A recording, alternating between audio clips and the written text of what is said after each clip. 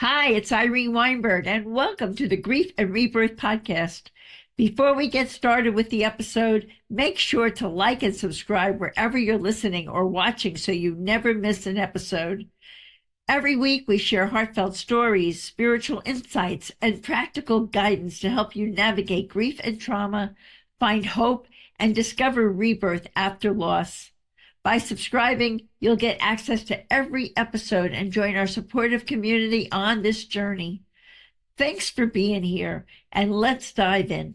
Hi, everyone. I hope this message finds each of you so very well. I'm speaking to you today from my studio in West Orange, New Jersey, and I could not be more delighted to welcome Samantha Rose, who has quietly powered the stories of many others and who is now stepping forward to share her own story. Samantha is an Emmy Award-winning television producer and a New York Times, USA Today, and internationally best-selling ghostwriter of nearly 20 books, with work featured in outlets such as the Wall Street Journal, Oprah, and Harper's Bazaar. She is also the principal of Yellow Sky Media, a boutique editorial agency based in Petaluma, California, where she lives with her son. Sam's memoir, titled Giving Up the Ghost, is the first book she has written under her own name. It is the winner of Best Memoir at the 2025 San Francisco Book Festival, and in writing it, Sam discovered something unexpected: that the story she thought she was telling about her mother's death by suicide was, in truth, a story about her own grief, healing, and rebirth. I'm looking forward to talking with Sam about the tender, complicated terrain of mother-daughter relationships, the courage it takes to speak truths that once felt too frightening to say aloud, and the way that kind of honesty can become a lifeline in the landscape of mental health. We'll also explore the layered, nonlinear grief that surrounds suicide, a grief that asks us again and again to return to ourselves with compassion. For nearly 20 years, Sam has helped other people give voice to their lives.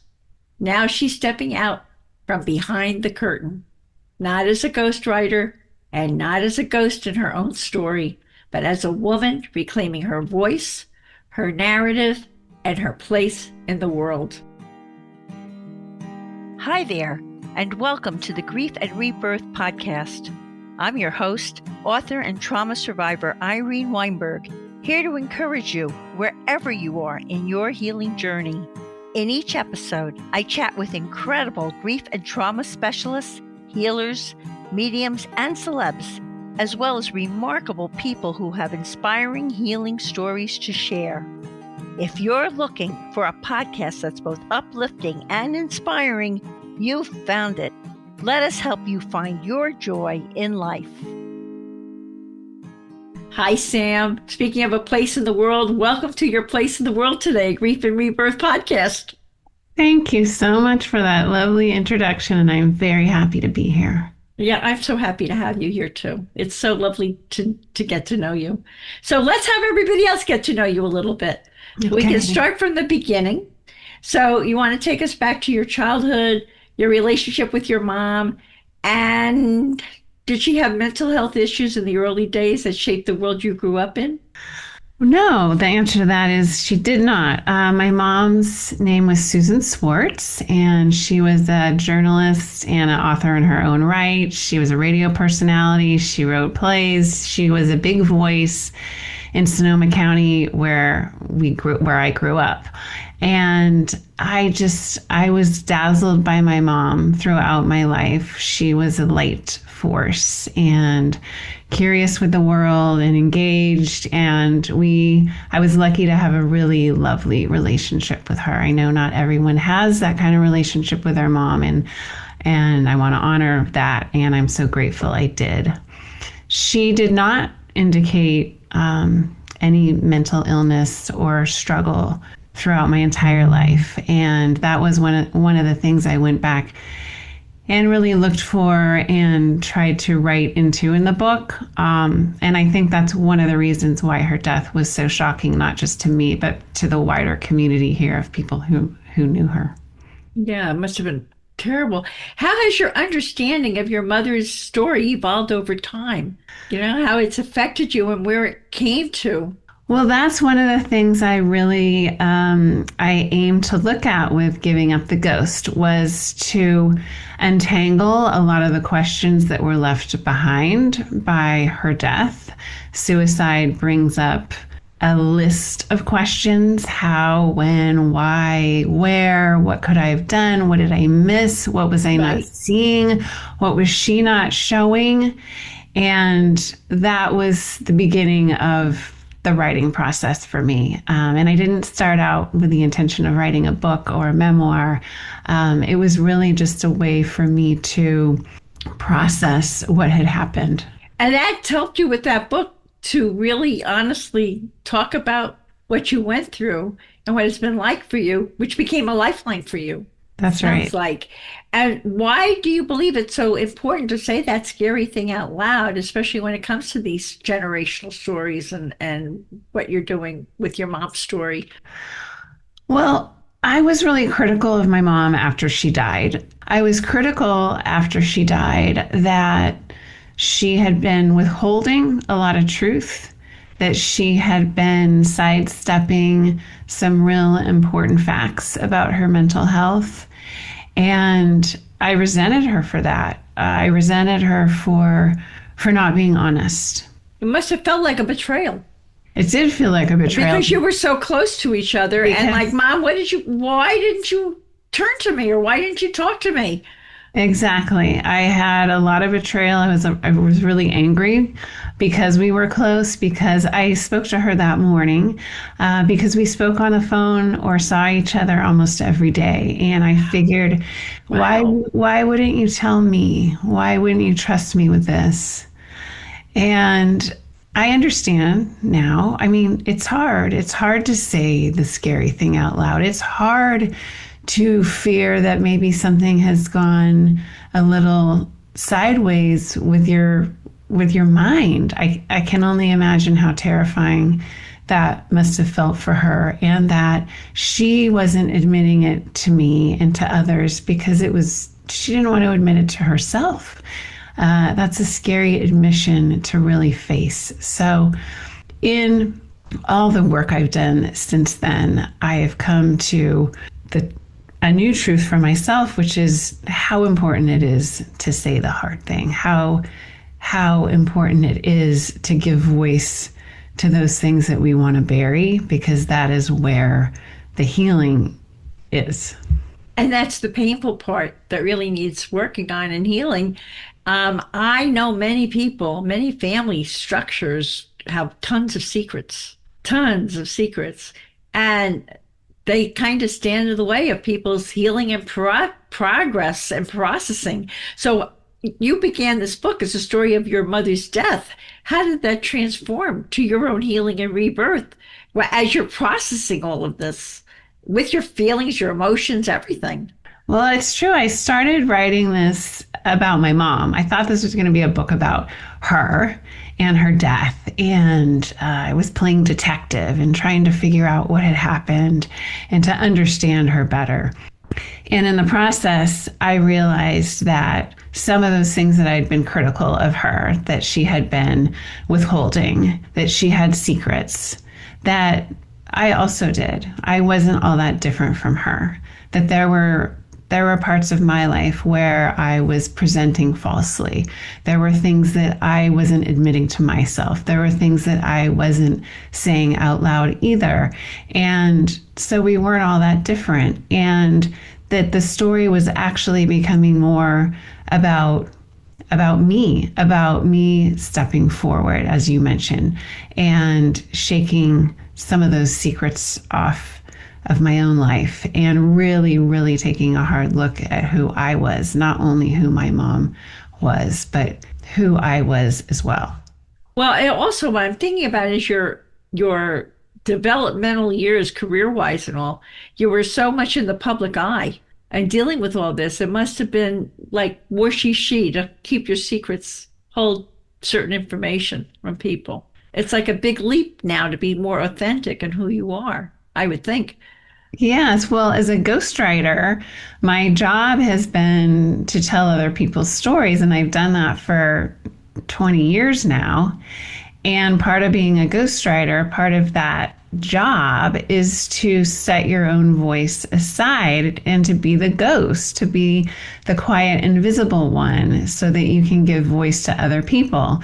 And I realized one of the other themes that emerges in the book is that I had become not only a professional ghost, but a ghost in my personal life. And that what served me professionally was not serving me in my personal life. And that the book was now challenging me to reclaim my voice. And I wondered if I'd lost it altogether. I'd wondered where it had gone. So that emerges as an important theme for me. Just in the healing that not only challenging myself to be truthful, but to challenging myself to have a voice at all. Yeah, I could understand that. And also, I want to say, giving up the ghost, in that book, in your book, you explore the idea that suicide doesn't just end a life, that it leaves behind a constellation of questions and emotions. And there are other questions and conversations that you evoke through the book. You want to tell us about that, because there are a lot of people listening who may be struggling with these kinds of issues, and your book can help them. For me, suicide was, well, I should backtrack a little bit. I had never experienced grief. Oh, wow. I had had heartache and loss and disappointment and sadness and layers of like that, but I had never experienced this kind of life-altering grief. And it was just so all-encompassing. I felt it in my body. I saw it everywhere. It just covered everything, right? I think the suicide aspect complicated it in that the grief counselor I started working with pretty soon after I lost her explained how the haunting is in the how with suicide. So many questions are left behind, as I mentioned, the details of when and why and what did I do and how this person has left the earth. And those questions took center stage of my grief for many, many months. Just that. Did you have that feeling of wanting to say to her, why did you do this to me? Of course. Why did you do this to me? Why did you leave all of this open-ended stuff? I thought you loved me, right? There was a lot of personalizing it. Yeah. There was a lot of, why did you do this to me? Why would you do this? How could you do this? And those questions, I think they can become this endless loop that takes the center stage of grief. And it wasn't until many months later, really, when I started working through some of those questions. I wasn't answering them necessarily, but I was a little more clear, at least in a way that made sense to me. I was able to answer some of them. And once I was able to push past the how, I got to a cleaner kind of grief, which was just in missing her. Right. And they're different. And those are different griefs. And I think suicide complicates grief in that way. Yeah, I'm sure it does. What would you like to tell everyone about the book and what they can get from the book, aside from it touches on suicide, grief, all these things? Is there something special you would like to relay to everyone about your book? Well, it's not all doom and gloom. Well, that's good for them to know. I mean, on its face, it's a difficult subject, and I started writing it because I was experiencing deep loss and a disruption in my life like none other, a shattering.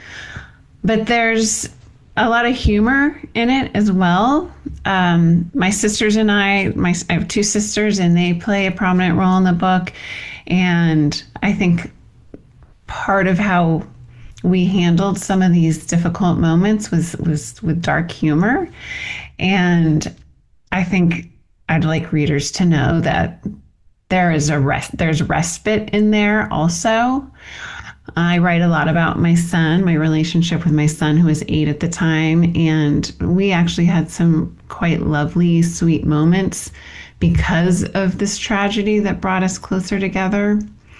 And Rabbi B, who goes by B, my grief coach in the book, I think he has some of the best lines, and he is a through line throughout because he really was my hand in the dark and such a wise, solid, steady hand for me.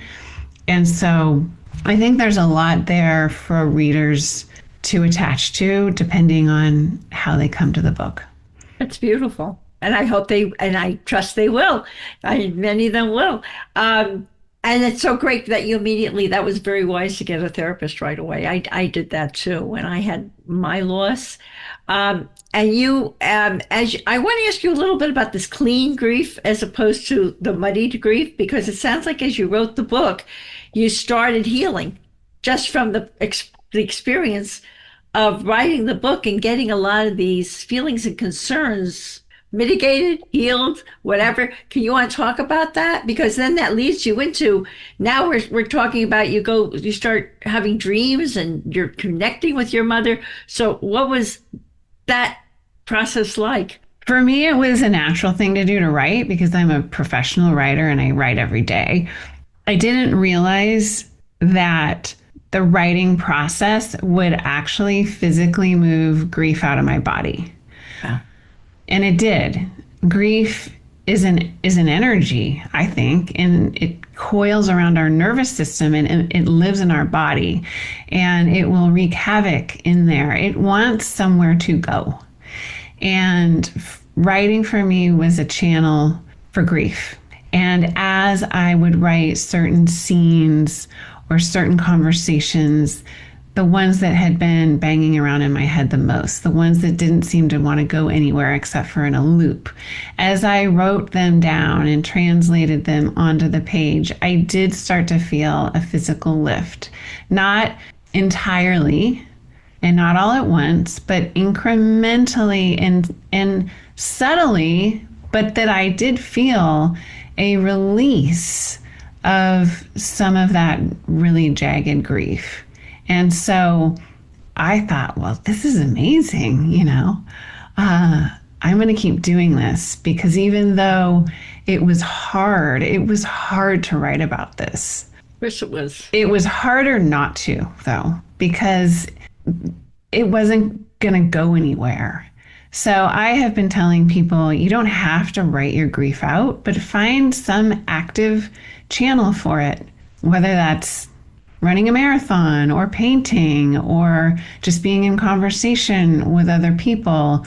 It could be anything, but grief wants your attention and it wants somewhere to go.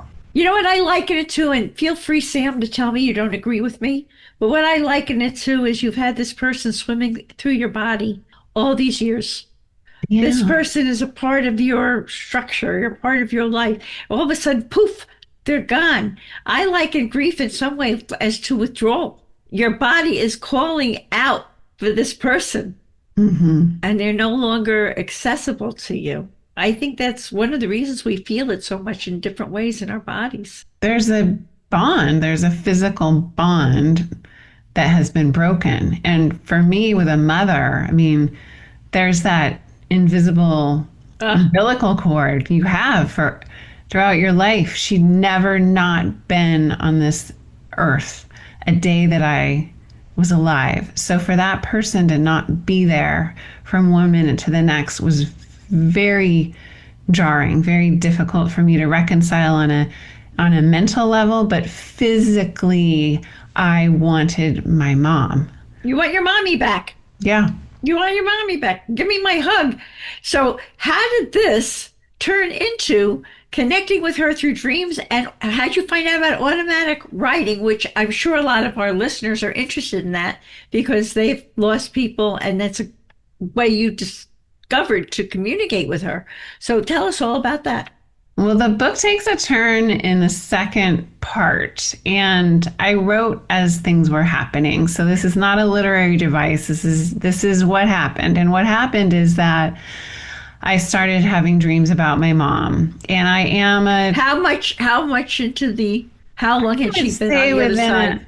I don't, soon, within a couple months. Oh Now, wow. I am someone who dreams every night and I dream wildly and I often remember them. So for her to enter my dreams wasn't, didn't feel crazy to me. But the first one, in which I write about, was so vivid and so clear. She comes floating in and she's got this amazing, like, celestial swirl of hair, and she has a little smile, like a wink of a smile, and she says, "Do you like my hair?"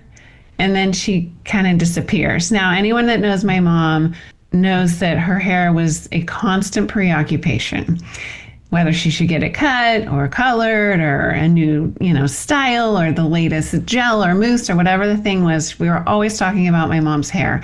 So for her to have solved her hair problem on the other side would have been very, very important information that she would want to transmit to me. So it really stuck out. And the next morning I kept thinking about it. And I'm like, what is that? Was that really you? It really felt like her. And so I said out loud to myself, to her, if that was real, then come back, do it again. And so I intentionally invite her back into my dreams. And she does return. And I do what she had taught me to do my whole life, which is if you hear something interesting or you have an inspired thought, write it down. So I started writing down the dreams, and then eventually I start inviting her to dialogue with me on the page through automatic writing or intentional writing. The process I used was pretty similar to what I do with clients in ghostwriting, which is to, again, as I mentioned earlier, put my own voice over here on the shelf and really listen to them. Ask Does them, it come through to you as a thought? yeah, a thought or a feeling, or I sort of intuit how they would respond. Now, I learned about automatic writing with my work with Rebecca Rosen, who is a medium and was actually the first ghostwriting project I had. She's out of Atlanta, isn't she? She's out of Denver, Denver. Okay. and her first book was Spirited. We've since collaborated on 4 books.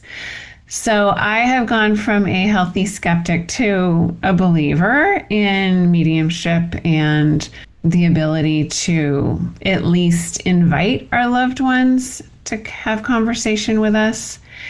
Although when it came to me and my mom, I thought, I don't know, this seems a little out there. But I was having these dreams, and as I mentioned, I had a lot of questions, and she was no longer physically here to answer them. But I thought, well, you're not off the hook. We still have things to talk about. So let's do that. And my mom always had a lot of things to say. And I figured, why not give her voice? Why not let her have a voice about her own death? And so we start dialoguing back and forth, and those take up a big portion of the second part of the book. That's amazing, though. That's so interesting. Did she say anything to you that was particularly like, whoa, like life changing or really, really healing, like as to why it happened or what happened or comments about things? I came to an understanding through these conversations. And to be honest, when I started doing it, I thought people might think I'm nuts. And there might be people who say, how dare you write in your dead mother's voice? How dare you speak for her? And I struggled with that a little bit, but eventually came to what is transpiring here feels true to me, and it is helping me move forward. So I am going to do it, and I will let readers come to their own conclusions. But yes, I got to a point where A lot of the questions I had felt answered. I came to an understanding that seemed true, and I was able to move from a lot of anger, those feelings of abandonment and betrayal, into compassion for her and forgiveness of myself for what I might have missed for not saving her. You mean you weren't perfect? Shocking. Yeah, not perfect. None of us are, right? We all have to learn to forgive ourselves, right? Right. And I really want to be mindful, because I can relate to this experience, that you talk about your son and how you struggled to know the right time to tell him and what you were going to tell him. That's so important. Can you share that with us? Because things happen all the time and people don't know how to broach it with their kids and all of that kind of thing. So enlighten us. My son was 8 at the time and had a very close relationship with his grandmother. Oh, wow. He called her Muti, and he had seen her just a couple days before. So, and she was perfectly healthy. She was not giving any indication that he was not going to see her again the following week. And he knew something had gone wrong. And He knew something had gone wrong before the event or after the event? After. He had a sense that we had lost track of her. Knowing him, I had the sense that he was going to ask a lot of questions and he was going to demand answers.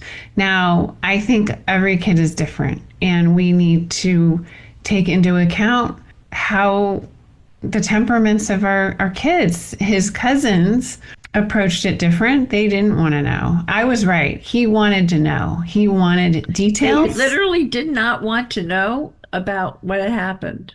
Not initially, not in the same way that my son did. And I can't really speak to them. Yeah, but I understand that. I know my son wanted to know what happened.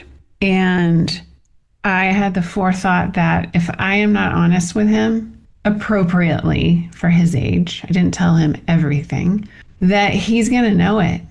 And he's not going to trust me. And we are going to need to trust each other in the next few months and years ahead. I was a single mom at the time, going through a divorce, and it was 3 weeks before pandemic lockdown. There was nothing on your plate. No, just a few things. So we were thrown into the chaos of the tragedy. At the same time, the world was going through its own trauma, and had a lot of time together. And I just made the decision really early on that I am going to answer every question he has. And I am going to just say nothing is off the table. We don't keep secrets in this house. And I think it really bonded us. And he did ask a lot of questions, as he should. He lost someone also. He loved her. He was close to her. And I think a lot of times we have the best intentions. We don't want to scare our kids. We don't want to hurt them. We don't want to introduce things. I didn't want to introduce suicide to my son. He'd never even heard that word before. And how do you even understand a concept that someone can choose to end their life? It doesn't make sense, really. And I resented her that I had to introduce this to him, not just as a concept, but that this is now part of our family story. But the alternative, to hide it, I think would have just caused more damage. I agree with you. I think that, so I would imagine you were working with your therapist, and he probably advised you how to handle it with your son. I wasn't working with him yet. This was a decision, actually, my sister and I, who has kids, we made the night of. The day we found out that this happened, my son was with his dad. So I knew that the next day I was going to have to tell him, not tell him, or know what to tell him. So we decided together that night, yes, we were going to tell the kids, and kind of came up with a script of what we would say. The original script was a lot more ambiguous than what I ended up saying to my son, because he wasn't gonna be satisfied with a generalized explanation. And Which fits into the idea that they each have their own personalities and yeah, needs. You have to speak to that. right, exactly. Right? So it's not a one size fits all at all. Right. I think just knowing your child, honor what you think they need. Makes a lot of sense. And I want to ask you about, because you were working with a therapist and he challenged you to consider what it means to be your own light source after being the moon to your mother's sun. So this is, to me, a wonderful illustration of the positive things that can come out from working with a therapist. They get you to see things that you didn't, that are important, but you wouldn't have necessarily have thought about that on your own. So where did you come to with that advice as you stepped into your own sunlight? He did an amazing job of putting up a mirror and showing me things that I wasn't seeing but had been there. My mom, as I mentioned, was such a force. She was a light. She's the kind of person people would say she'd light up a room when she walked in. And in studying and really exploring our relationship through writing, I came to understand that I had always played the moon to her sun. And I love that, by the way. That I'd always orbited around her and I was the constant, but that I was in the shadows. She took center stage and I was in the background. And I did this willingly. When I realized this, and he was the one to put words to it, I realized that, yeah, I did do that. It felt good to bask in her sunlight. I'm more introverted. She was more extroverted. We made this agreement silently over time through a lifetime together. And he then challenges me to become my own light source. And I remember thinking, how am I supposed to do that? I know how to be a moon. I can't be a sun. And what I've come to understand is we all are our own light sources. We're all light, and how we shine and how we show up is different. And she was bright and blazing, and I think I am not dim, but I just have my own version of it. And I think I am continuing to identify how best to illuminate. But you're doing a good job today. Thank you. You're shining for us. And I want to ask you, before I get into another question, do you have an offer for us now that we're talking about your book? Do you have an offer for our Grief and Rebirth podcast audience that will be featured in our show notes? Oh, Would you sure. like to tell everyone about that? I'd be happy to send out 5 signed copies of my book. Let's see if the first 5 people to follow me on Instagram, I'm Samantha Rose _writer, and you can DM me Grief and Rebirth, and I'll send you a copy of the book. Thank you so much. We will definitely have that in the show notes for everyone to be able to implement that. And I want to know, because you make a comment about this, does healing mean pain disappears? Like when you heal? What has the healing meant for you? And why would you say it's important for everyone to heal? For people to really do the work, which is not easy. It's not easy. And there's a lot of reasons why to avoid it, because it's painful. Very painful, yes. What I would say about that is no, there's no end date to grieving. At least I have not come upon one. It's been 5 years since my mom passed. I miss her every day still. But it's not as acute. It's a little, it's softer. It's what happens. It's what happens, but it's there. And I've decided that I don't want it to ever disappear. It's the grief, like the pain that recedes, hits you out of the blue, because there'll still be days where something will trigger me in a way I did not see it coming. And then it recedes. But it reminds me how much she meant, that the relationship was deep and real and meaningful. And the grief I'm feeling is a byproduct of how much I loved her. And I don't want to ever not feel that. Right. But it takes a while to get there. And actually, when you get there, which I've experienced also, it's for me, it's another way to honor the person who's now on the other side, because they're still there, and they would want for you to find happiness and move on, but you're still honoring them. They're just because they're not physically here doesn't mean they're not with you. Of course. Inside and outside, right? Yes, I just earlier this week in California right now, it's early spring and it's an explosion of color. And I went on a walk around the neighborhood, and there's lilacs blooming and there's nasturtium around every corner. And I started to well up. I said, "Hi, Mom." I see her in all of it. I see her everywhere. And it hurts because I wish she was here walking next to me. But she is. And she's just in a different kind of form. And I believe that truly. When we honor them by speaking their name aloud, by talking about memories. They hear us, by the way. Through ritual, tradition. This is how we keep them present. They can still be present. Absolutely. Absolutely. And you also have a beautiful mantra that I love. Your mantra is open the door, see what comes through. So I'd like to ask you, how's this guided you toward joy? And what does joy look like for you now? I'm glad that you like that. I love that. Open the door.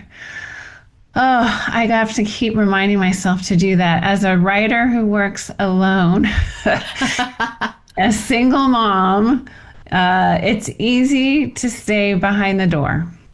But the best thing that's come out of this is writing the book was a way to open the door, to remind myself that there's a world out there. My mom loved life. I mean, this book has a lot to do with how she died, but the truth is she loved life. She was curious. She loved its complexity and its color, and she was so engaged and curious. I honor her by living, and I honor myself by living. I have become very aware of my own mortality. I wish I didn't think about it as much as I do, but I am in my 50s now, and it's front and center. As cliche as it sounds, we're not going to be around here forever, and I'm aware of it, and I'm aware that she's not. So for me to seize the moment, whatever that looks like, and that, I think, is joy. Are all moments joyful? No, not at all. Not at all. But that is joy. I think the awareness that we can open the door and step out. I look for surprise. I'm delighted by when life in the world surprises me.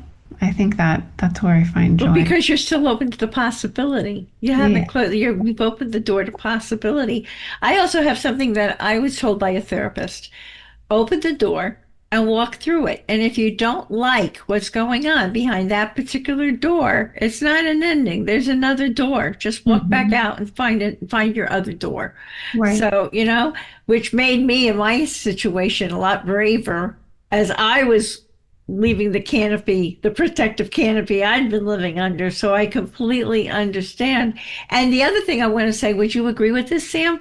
Have parts of your mom now come into you where you have more of her in a way with you in an inner way than even when you were enjoying her as she was in your life in the physical?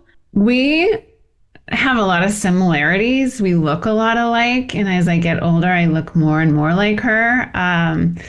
So when she was alive, I knew that we were similar. I talk about how she was more extroverted and introverted, but there were a lot of things we did share. Same kind of style and sense of humor. We're both writers. We got each other.